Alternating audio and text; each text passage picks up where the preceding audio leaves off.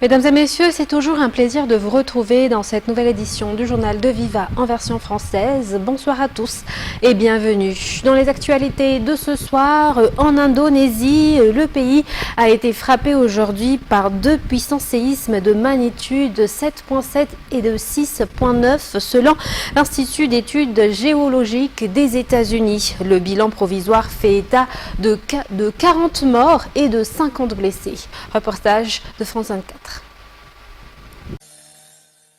Dans les décombres, les secouristes déployés sont à la recherche du moindre signe de vie après le puissant séisme de magnitude 7,7 qui a frappé tôt samedi l'est de l'Indonésie. Et pour certaines familles, les recherches ont viré au drame. On a retrouvé 3 personnes. L'une est décédée et les 2 autres sont grièvement blessées. On attend encore le bilan des victimes dans les autres zones.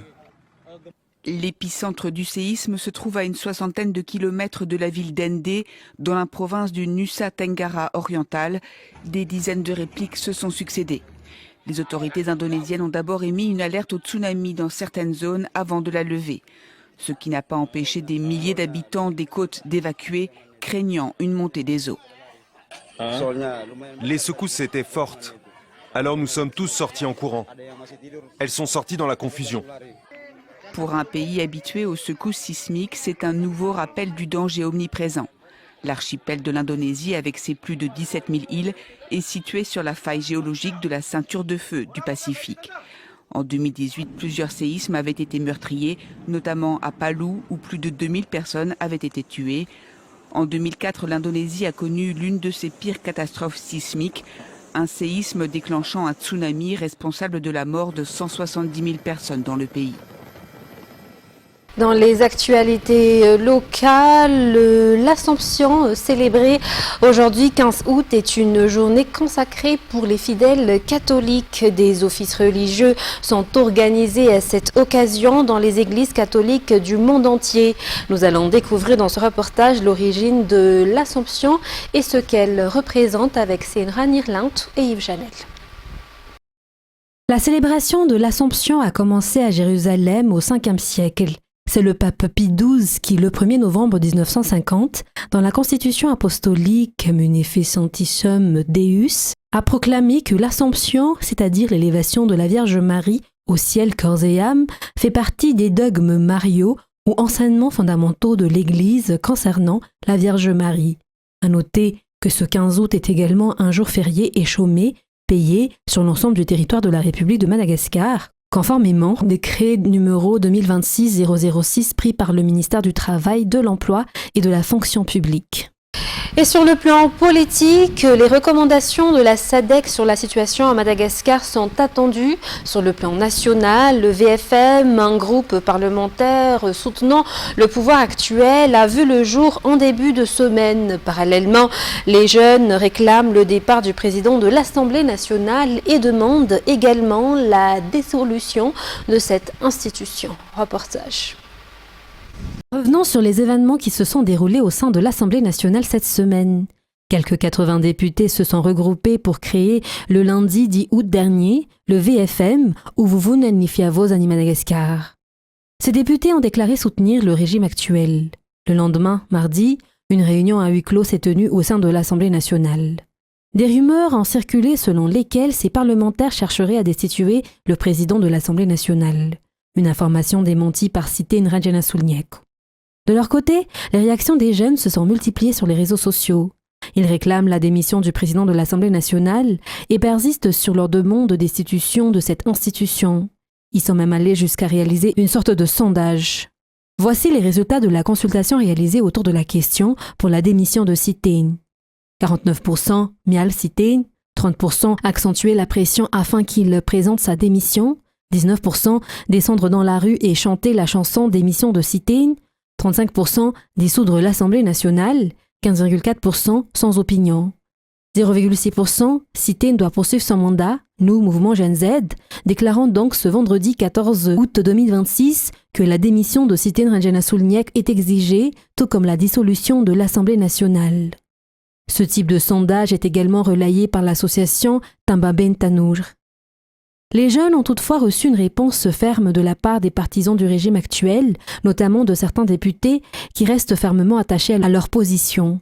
Les jeunes ne peuvent pas se substituer aux 30 millions de Malgaches et ce n'est pas la parole d'un ou deux hommes politiques qui peut servir de base à la dissolution de l'Assemblée nationale, affirme-t-il. Alors que la tension monte entre les jeunes et les parlementaires, l'ouverture du dialogue politique et la tenue des assises nationales sont désormais attendues. Les recommandations de la SADC qui se réunit actuellement à Durban en Afrique du Sud sont également très attendues. Dissoudre l'Assemblée nationale, c'est ce que réclament les jeunes. Plusieurs hommes et femmes politiques abondent également dans ce sens. La majorité des députés, quant à elle, s'y oppose. Le député d'Arivunumam veut toutefois s'y soumettre si cela s'avère nécessaire. Reportage. Alors que certains députés tentent de conserver leur siège au sein de l'Assemblée nationale, d'autres se disent favorables à la dissolution de cette institution si cette mesure permet d'avancer vers le développement et pour les intérêts de la population. C'est notamment l'avis du député Radirsan Antoine. De leur côté, les partis politiques plaident également pour la dissolution de l'Assemblée nationale. En effet, ils considèrent que les députés ne représentent plus véritablement le peuple. Au regard de l'ensemble des réactions exprimées, les jeunes et les acteurs politiques semblent partager le même point de vue sur la nécessité de dissoudre l'Assemblée nationale, qu'ils accusent d'être composée de personnes qui changent de camp au gré de leurs intérêts et ne cherchent que leurs avantages personnels. Dans les actualités de ce jour également, ce sont les résultats du baccalauréat dans la région Vaknakar qui sont sortis hier soir. Le taux de réussite est de 42,83% avec une délibération fixée à 9,75 sur 20. Aucun candidat n'a été admis dans la série C dans le Cisco de Mandout et d'Atan Food. Si les résultats sont en revanche satisfaisants pour le baccalauréat technique avec un taux de réussite de 78,32%. À noter que c'est la première fois que l'université de Vaknakar organise le baccalauréat. Et puisqu'on est dans la région Vaknakar, restant là-bas, dimanche dernier à Ntsirabe s'est tenue la compétition régionale du Vaknakar de taekwondo VT, une compétition organisée afin de sélectionner les combattants qui représenteront la Ligue lors du championnat de Madagascar. 3 sections ont participé à cette compétition qui a regroupé toutes les catégories. La Ligue régionale de taekwondo du Vaknakar s'est notamment distinguée sur le plan national. C'est un reportage de Ralhomanan Zatouf et Jamson Hanjian Armanan. Le championnat régional de taekwondo VT du Vaknakar pour cette saison sportive s'est déroulé le week-end dernier au gymnase couvert de l'Ensoi. Cette compétition avait pour objectif de sélectionner les athlètes qui représenteront la Ligue régionale au championnat de Madagascar. 3 sections ont participé à la compétition avec toutes les catégories représentées, des poussins jusqu'aux seniors. La Ligue régionale du Vaknakar a joui d'une bonne réputation dans cette discipline du taekwondo VT et entend bien maintenir ce niveau. Près de 70 athlètes ont participé à ce championnat régional de taekwondo VT du Vaknakar. Le championnat de Madagascar se déroulera à la fin du mois de novembre et au début du mois d'octobre. Les représentants du Vaknakar y prendront part. Dans l'actualité économique, parlant de la vente d'œufs, le secteur justement de cette vente d'œufs est en proie à des difficultés selon ceux qui exercent cette activité au marché d'Intomadink. Les vendeurs s'efforcent principalement de trouver des débouchés dans les régions. Reportage de Seynran Irland et Yves Janel. Marcelin est un commerçant spécialisé dans la vente d'œufs depuis plusieurs années. Il exerce au marché des producteurs d'Intomadink et fait partie des vendeurs qui expédient leurs marchandises vers différentes régions. Oliva et ses collègues s'y affairent à trier et à disposer les œufs qui sont placés dans des caisses spécialement conçues à cet effet afin d'éviter qu'ils ne se cassent. Cette grande caisse peut contenir entre 700 et 1200 œufs. La disposition des œufs dans les caisses nécessite également une technique particulière. Une fois les œufs disposés, les caisses sont recouvertes de planches avant d'être chargées sur les moyens de transport. Les marchandises sont acheminées en charrette jusqu'aux gares routières desservant les différentes régions. Le prix des œufs au marché d'Intomadink, également appelé marché des producteurs, varie entre 400 et 650 ariars. Les emplacements y sont déjà entièrement occupés. Ils sont au total 150 commerçants, détaillants et grossistes à y vendre des œufs Néanmoins, nombreux sont encore ceux qui veulent intégrer ce milieu. La journée de travail pour un vendeur commence à 3 heures du matin et se termine à 19 heures. Et justement, le prix des œufs sur le marché varie en fonction des saisons. En cette période hivernale, les vendeurs éprouvent davantage de difficultés à satisfaire la demande des consommateurs. Toujours un reportage de Senra Nirlant et Yves Janel. Niav est une mère de famille qui vend des œufs au détail à Manzakarei. Elle achète les œufs entre 400 et 450 arrière-pièces à un Tomadink. Les restaurateurs sont ses principaux clients. Ces derniers en achètent une grande quantité, notamment en raison du prix avantageux. Elle revend ensuite les œufs entre 650 et 800 arrière-pièces selon leur taille. Habituellement, durant la période hivernale, le marché des œufs connaît quelques difficultés. Malgré cela, les œufs restent un produit très consommé par les Malagasy en général. Sur ce marché, certains clients achètent même les œufs dont la coquille est cassée. Page sociale, la commune de Fieferen et le comité chargé des travaux routiers vont entamer la deuxième phase qui consiste à recouvrir la chaussée de Quartiz après l'achèvement de la première phase des travaux. L'ensemble des travaux devrait être terminé dans un mois. Les responsables locaux lancent ainsi un appel à contribution aux ressortissants de la commune vivant à l'étranger afin de permettre le transport des matériaux nécessaires à la poursuite des travaux dans cette commune. Toujours un reportage de Senra Nirlant. Cette route d'environ 10 km relie la zone d'Amboitumpu au niveau des 4 chemins de Viliaz, Amboitchain et au Fukuntan de Rangain dans la commune de Fieferen, district d'Avarajan. Les travaux ont notamment permis d'élargir la chaussée et déniveler la route grâce aux engins mis à disposition par la région Analamang. Auparavant, il fallait environ 1h30 pour parcourir cette portion de route. Son achèvement rapide devrait contribuer au développement de la commune. Il reste désormais à renforcer la route et à assurer, grâce à la solidarité de tous, les moyens nécessaires au financement du carburant pour le transport des matériaux. À noter que les engins actuellement utilisés par la commune de Fieferen appartiennent à la région Analamang. Ils ont été acquis dans le cadre du financement accordé par le président Anjradzueln à chaque région.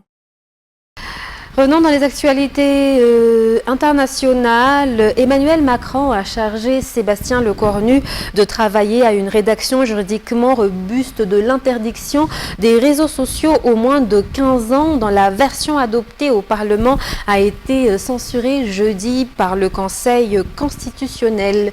De son côté, la loi sur le droit à l'aide à mourir ne comporte aucun article contraire à la Constitution, ouvrant ainsi définitivement la voie à l'assistance au suicide et à l'euthanasie dans des circonstances précises et encadrées. Reportage signé France 24. Le Conseil constitutionnel a tranché. Pour les sages, l'interdiction des réseaux sociaux aux moins de 15 ans porte une atteinte disproportionnée à leur liberté d'expression, avec des conséquences possibles sur leur vie privée. C'est un revers pour le gouvernement, qui espérait une entrée en vigueur de cette loi au 1er septembre. Il doit désormais revoir sa copie. Le Conseil constitutionnel se livre toujours à un contrôle de proportionnalité. Le mécanisme n'est pas en lui-même inconstitutionnel, mais que d'une part, il est trop large et que d'autre part, il n'est pas encadré suffisamment, il n'est pas assorti de garanties suffisantes. Elle est considérée comme une réforme sociétale majeure du second quinquennat d'Emmanuel Macron, la loi sur la fin de vie, validée par les sages, malgré notamment l'opposition à droite et à l'extrême droite, celle des milieux religieux et de certains soignants qui dénoncent un permis de tuer. Il y a un professeur de droit dans les années 1980 qui, parlant du Conseil constitutionnel, disait il filtre le moustique et il laisse passer le chameau. S'agissant de l'interdiction des réseaux sociaux, le Conseil constitutionnel se montre très exigeant. S'agissant de la fin de vie, c'est moins le cas. On ne s'attendait pas à ce qu'il censure globalement cette loi, mais on pouvait s'attendre à ce qu'il soit plus attentif à certaines garanties, notamment en ce qui concerne les personnes dont le discernement n'est pas total. Concrètement, cette loi impose plusieurs conditions pour que le patient ait accès au droit à l'aide à mourir. Être majeur, de nationalité française ou résider dans le pays de façon stable et régulière, atteint d'une affection grave et incurable en phase avancée qui engage le pronostic vital, présenter une souffrance réfractaire au traitement ou insupportable et être apte à manifester sa volonté de façon libre et éclairée. Si le chef de l'État a salué une décision qui parachève un débat démocratique exemplaire, certaines associations qualifient cette loi de danger total pour les plus vulnérables. Et 5 ans après la reprise de Kaboul par les talibans, quelle est la situation en Afghanistan? Le retour à une sécurité relative qui exclut la moitié de la population. Plus d'une centaine de décrets ont été adoptés par le nouveau régime pour restreindre les droits des femmes, apparence, éducation, circulation et même travail. Reportage de France 24. Sur cette grande avenue de Kaboul, une parade militaire pour célébrer les 5 ans du retour au pouvoir des talibans. Un peu plus loin, ces partisans du régime ont investi cette artère et un rond-point de la capitale afghane. L'occasion de célébrer ce qu'ils appellent l'indépendance retrouvée. On est très heureux que l'Afghanistan ait retrouvé sa liberté. Avant, il n'y avait pas de sécurité, mais maintenant, tout va bien. Le 15 août 2021, à l'issue d'une offensive éclair, les talibans entraient sans résistance dans Kaboul, 20 ans après en avoir été chassés par les Américains. Malgré les promesses initiales du régime, les restrictions des libertés se sont multipliées, en particulier à l'encontre des femmes et des filles afghanes effacées de l'espace public. En 5 ans, la communauté internationale n'a pas réagi et semble s'être accommodée de cette situation, notamment en raison des quelques progrès dans d'autres domaines mis en avant par le régime islamiste, selon cette chercheuse interrogée sur France 24. Ces progrès, c'est la lutte contre les narcotiques. Donc aujourd'hui, on a une presque éradication de la culture du pavot. On a aussi des efforts faits sur la lutte contre les groupes terroristes, même si l'ONU s'alarme du fait qu'on voit une certaine résurgence de certains groupes. Et enfin, on a une forme de contrôle de l'immigration illégale. Donc sur ces 3 sujets, on voit que le deal entre les talibans et les pays de la région et les pays européens est relativement respecté. Le gouvernement taliban se vante d'avoir amélioré la sécurité d'une population traumatisée par 40 ans de guerre.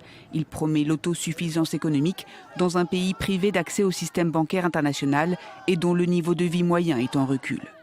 Fin de ce journal, mesdames et messieurs, nous vous remercions de nous avoir suivis jusqu'à son terme. Restez avec nous pour la suite du programme et je vous dis à très bientôt. Au revoir.